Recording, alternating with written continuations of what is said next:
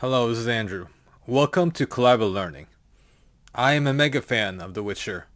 Today's special is Making the Most Out of The Witcher, Part 4. Coming Home, the hero's journey of Geralt of Rivia, the deepest and greatest superhero. If you like my work, please give it a like, subscribe to this channel, check the playlists, and support me on Patreon and PayPal. Check out additional links and information in the description box below. After almost a century of working as a Witcher, the trajectory of Geralt of Rivia's life changes with his love for Yennefer and their adopted daughter Ciri. With his new family, he now has the most important things in the world to lose. This is just like what happens to men and women in real life. We have a partner and a child, and now the meaning of and purpose of our lives has expanded far beyond ourselves, but also to others. The entire path of our lives have changed. When both Ciri and Yennefer are missing, Geralt's objective is to save them and unite with them again. This drives a new passion, a new and greater meaning in his life. He braves many dangers to achieve his goal, and eventually he is faced with the greatest opponents of all. In the later stages of The Witcher 3, we see Geralt face the greatest of all challenges, the Wild Hunt and their army. Then he faced Gaunter O'Dim, who was analogous to fighting Satan. And then finally Detloff and his vampires. These enemies trumped all of those that came before. And during Geralt's final big mission in Toussaint, the player gets to choose the way he will live his life. Will Geralt retire? Or will he return to the Witcher's path as a wanderer?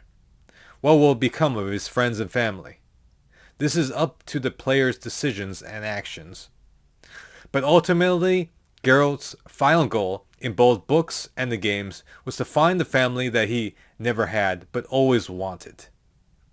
In both mediums, he strongly considers retiring as a Witcher and devoting himself to his family and even settling down as a farmer. This is very much in line with the hero's journey story structure. In the hero's journey or monomyth, the protagonist goes on an adventure, emerges victorious against the challenges, and returns home changed and transformed. Geralt's journey in the novels and the games both end with this type of transformation. This is an ancient and classical story structure. In ancient Greece, homecoming was an important ritual, as the journey from war to peace was common among their culture due to their many wars. This was Odysseus' path in Homer's Odyssey. Odysseus makes a long journey back home to convert himself back into his role as a father and part of his family after a long time as a warrior and in struggle.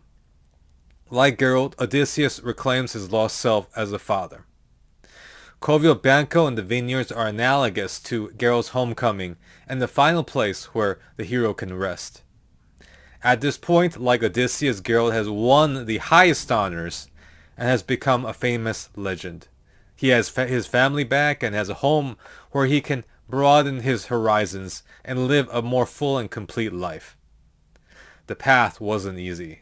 It took nearly a century. Geralt and Odysseus lived a life that most people would like to experience parts of but wouldn't dare to live themselves. It is a profoundly dangerous and meaningful life, filled with adventure, true friendship, danger, humor, romance, and enlightenment. But it doesn't end there. There is something deeper than this. In the hero's journey story structure, the final task of the returning hero is to survive the peace.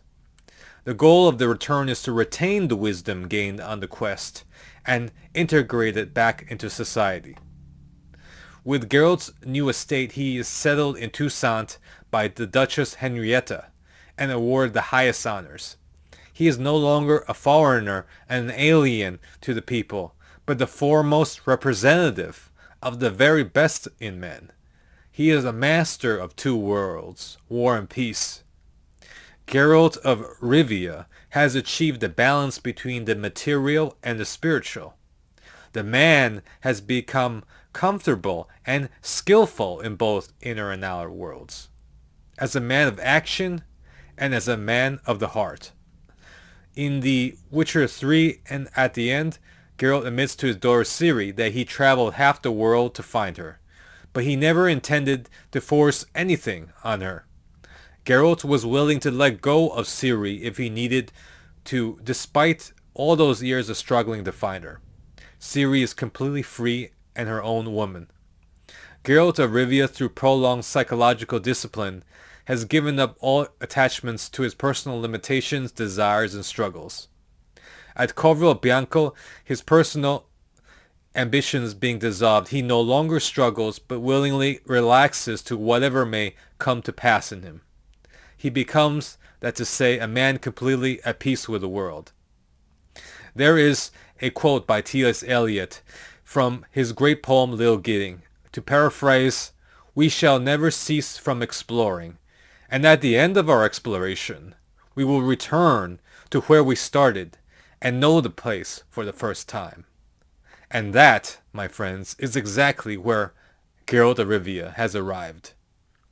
With this new freedom from the fear of death and newfound security, Geralt now has the freedom to live. He can now live in the moment, cherishing all moments, neither anticipating the future nor regretting the past. Dandelion's ballads about the White Wolf and the sorceress Yennefer have spread the legend of Geralt of Rivia throughout the land. And just like the legend of King Arthur, Geralt is not just a man, but the stuff of future memory. And in our real world, Geralt of Rivia endures as well as an idea and as a dream of what we could be.